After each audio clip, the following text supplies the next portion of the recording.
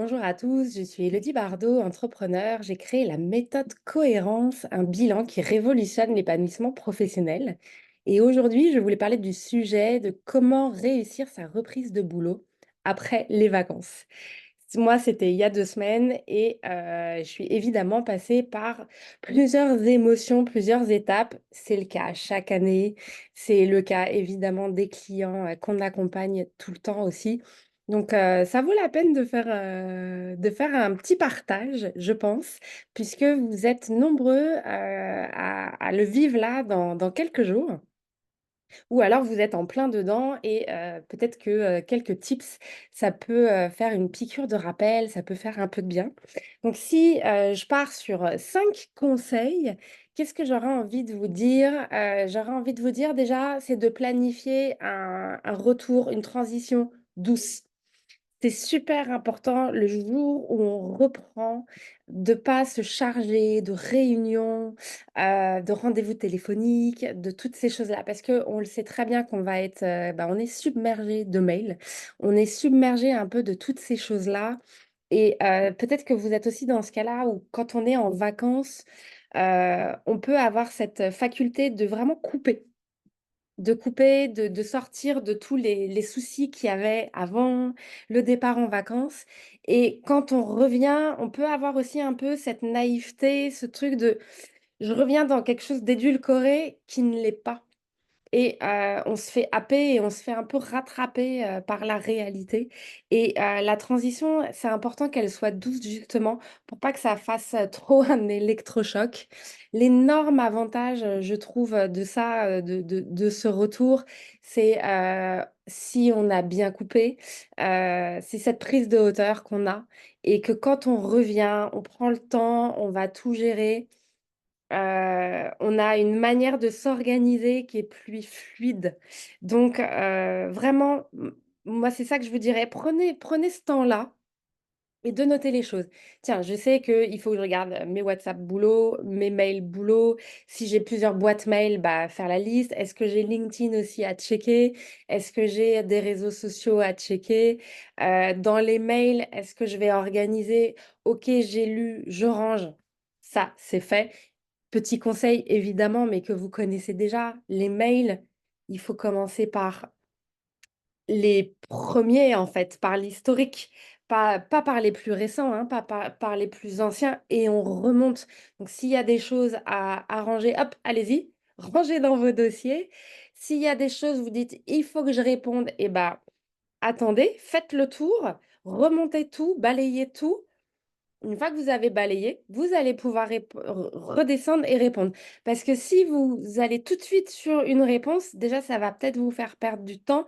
Et en fait, peut-être que dans vos mails que vous n'avez pas encore lus, il y a déjà le problème qui s'est solutionné de lui-même. Donc ça, c'est vraiment, le conseil que je peux vous donner. Ensuite, quand, qui dit reprise de boulot, c'est que septembre, c'est comme janvier, c'est, 2 mois hyper importants dans l'année parce que c'est des mois bilan. C'est des mois où on se pose et on peut, recaler ses objectifs. Alors vraiment, je vous recommande de le faire. C'est super important. Comment vous voyez les semaines à venir? Avoir une vision claire, ça va vous aider à allumer la motivation. Puisqu'une fois que vous retrouvez la motivation, ça va aller, ça va couler, en fait et c'est important. Le troisième conseil, prendre soin de soi. On l'a fait en vacances, il faut surtout pas s'arrêter, surtout pas. Alors, pour, ceux qui sont parents, en plus de la charge de boulot, oui, il y a beaucoup de choses à faire. Oui, il y a la rentrée scolaire et oui, on va se faire satelliser et je suis la 1re concernée. Chaque rentrée scolaire, c'est c'est des uppercuts de tous les côtés. Donc oui, ça va être encore le cas. Mais ça veut pas dire que je dois m'oublier et ne plus prendre soin de moi, pas du tout et c'est là où il faut regarder un peu les priorités et votre agenda. C'est très important de garder du temps pour aller faire du sport, pour peut-être vous lever 15 minutes plus tôt. Il y en a qui font du yoga, de la méditation, ces choses-là, c'est primordial. C'est primordial d'avoir ce petit temps-là, donc gardez-le. Gardez-vous des pauses aussi parce que c'est fatigant. La reprise, le cerveau qui remouline, toutes ces sollicitations, ça va vous fatiguer, vous faire perdre de l'énergie. Donc, prenez des pauses, mangez des amandes, des choses, énergétiques comme ça. Et ensuite, la quatrième chose, ça va être d'organiser les tâches par priorité.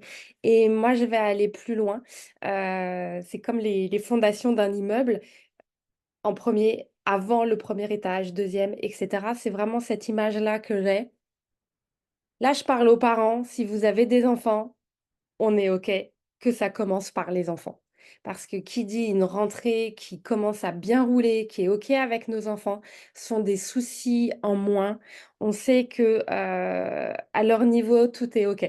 Donc ça, c'est quand même quelque chose à faire attention. On peut pas, heu, tout gérer en même temps. Je prends toujours l'image de la boule de bowling et des 11 pistes. Vous n'en avez qu'une. Donc elle part, vous voulez la faire partir, ce sera sur quelle piste?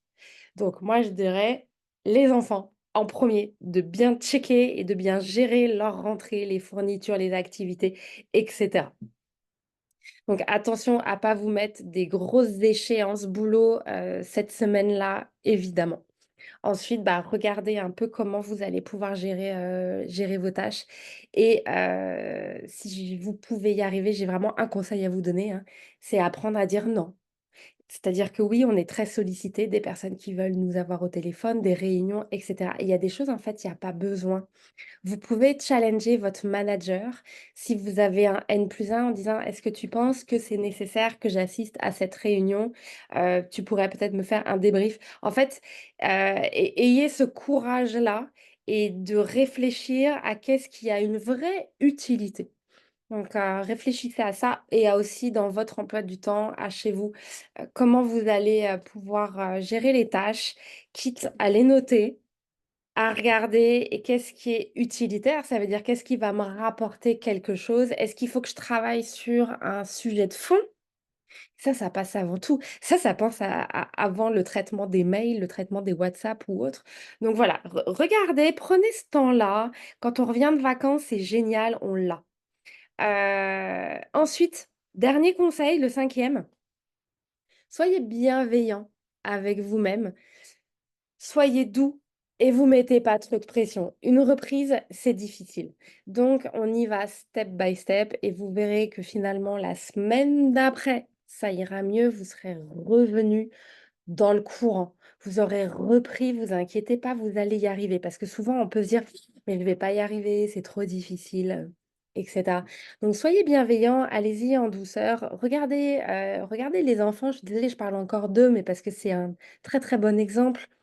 C'est difficile aussi pour eux et puis ils se réadaptent et ça va vite et ça revient et cetera. Et ben nous, c'est pareil. Il faut, s'octroyer ce temps-là et j'ai envie de vous dire, sur cinquième conseil, dans la bienveillance envers vous-même, vous savez quoi? Vous serez forcément et sûrement moins efficace que ce que vous êtes capable de l'être. Alors ne culpabilisez pas, ne vous jugez pas. Là, ce qu'on vous demande, c'est pas de courir le marathon. Là, ce qu'on vous demande, c'est de reprendre en douceur. Je remets mes baskets, je recommence à courir. Non, je suis pas capable d'aller sur la vitesse de pointe que je faisais il y a encore quelques mois ou autre. Et attention, parce que qui dit reprise de travail, il y a beaucoup de personnes qui pouvaient être en situation de pré-burnout avant de partir, qui étaient épuisées, mais vraiment épuisées. Attention, là, c'est warning. Warning, warning, si votre corps, pendant les vacances, il a mis 2 semaines et demie à récupérer, à aller mieux, vous aviez des douleurs, vous aviez, je sais pas, mal au ventre, plein de choses comme ça, mal au dos, les épaules, toutes ces choses-là, si pendant les vacances aussi, c'était encore là, ça, c'est des warnings. Ça veut dire que si vous reprenez, il va falloir faire attention. On ne reprend pas comme avant d'être parti. Ça va pas marcher. Ça va pas marcher. Et la dernière chose, et ça c'est quelque chose en plus que je veux vous partager parce que, autour de moi là, j'ai des retours de personnes que je connais, bah, depuis des années, qui, depuis des années, étaient pas bien dans leur boulot. Il y avait pas mal de choses qui n'allaient pas et vous savez, à chaque reprise de vacances, bah, je repars, quoi. Je resubis, je suis vraiment dans un combat dans ma vie et puis, bah, je continue, hein, parce que j'ai cette sensation de toute manière de ne pas avoir le choix. Et ces personnes-là, là, j'en ai 2 cette semaine et c'est aussi pour ça que j'ai voulu faire cette vidéo parce que je me suis dit, «J'ai envie de la faire, j'ai quand même envie de faire passer ce message». Je sais pas s'il sera entendu, peu importe, mais je vais quand même le passer. Sont des personnes, les 2 la même semaine là, qui ont des soucis de santé très graves, très, très graves. Donc le premier. Ça y est, il est en train de s'en sortir. Il est passé de l'autre côté. Il m'a dit: «Ça y est, Elodie, j'ai compris». En fait, ça m'a fait un électrochoc. Donc j'ai, quitté mon travail, rupture conventionnelle.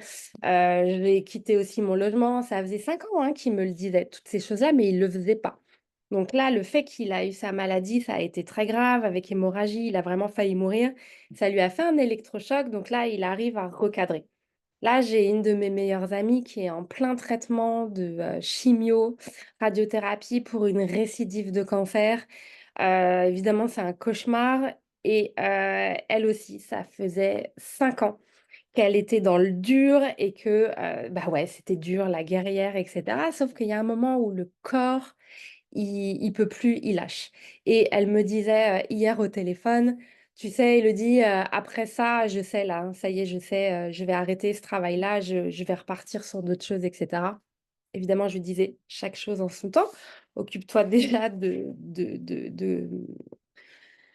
soigner, de guérir et après oui, évidemment, on regardera ça et tu sais que c'est mon métier donc évidemment que je vais l'accompagner dans ce retour-là». Si je vous le dis, c'est parce que, donc moi j'ai mis en place un bilan de compétences qui est plus qu'un bilan de compétences classique, c'est un bilan de vie à 360°. On travaille sur tous les domaines de vie. Au départ, bien sûr que c'est pour rechercher un nouveau travail ou améliorer sa vie professionnelle. J'ai quand même beaucoup de clients qui ne quittent pas leur entreprise, qui restent là où ils sont, mais c'est pour améliorer, sa vie professionnelle, retrouver la confiance en soi, être alignée, comprendre quelle est ma place, comment je suis bien en fait dans mon job, qu'est-ce qui est bon pour moi, peut-être que ce poste n'est plus bon pour moi. Donc en fait, c'est vraiment faire un check-up. On revoit tout, mais l'objectif et la finalité de ce bilan de la méthode cohérente, c'est comme ça que ça s'appelle, c'est vraiment, d'accompagner les personnes vers l'épanouissement de vie globale.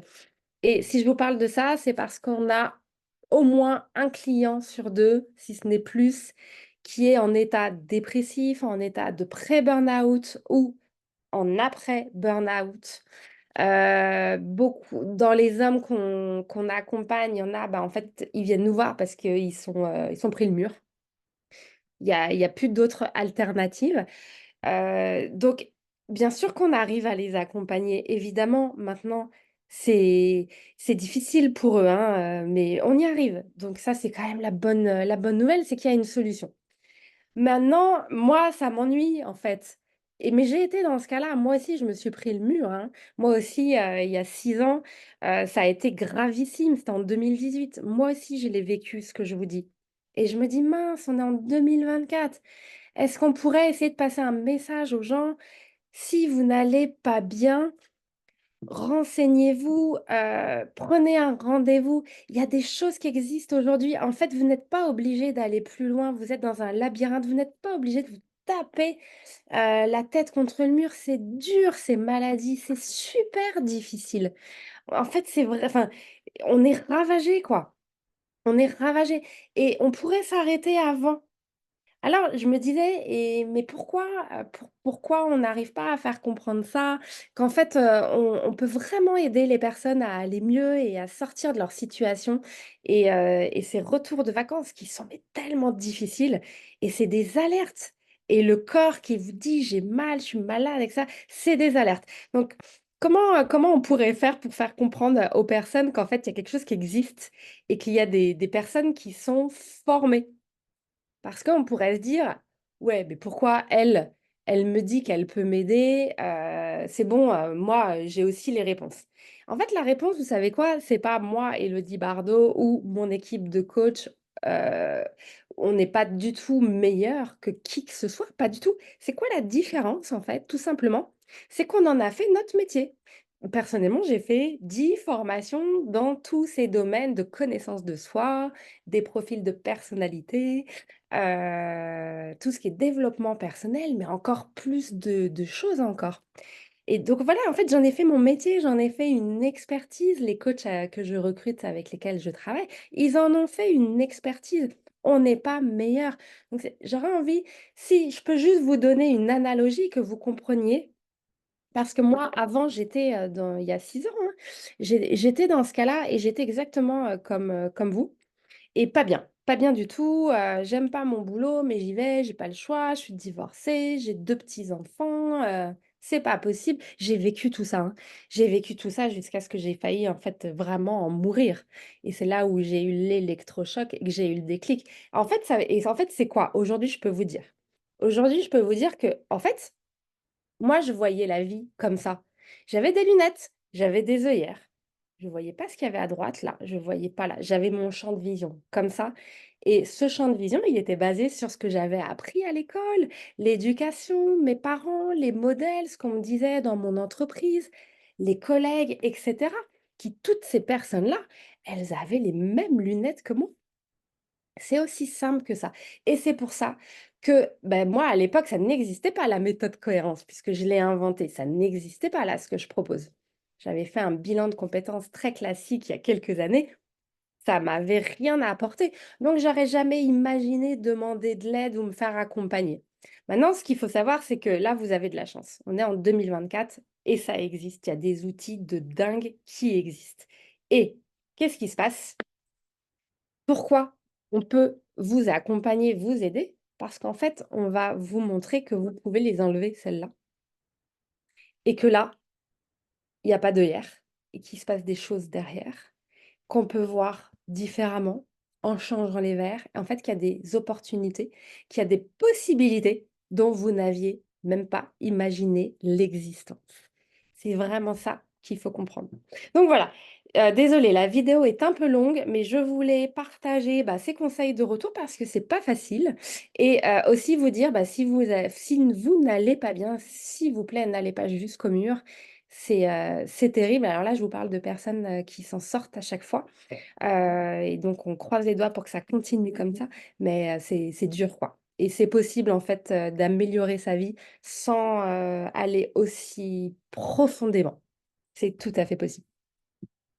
Bon courage pour cette reprise, et je vous dis à très bientôt, et ce que je vais faire, c'est que dans les commentaires de cette vidéo, je vais vous mettre une conférence en ligne que j'ai réalisée qui s'appelle «Comment améliorer ma vie professionnelle».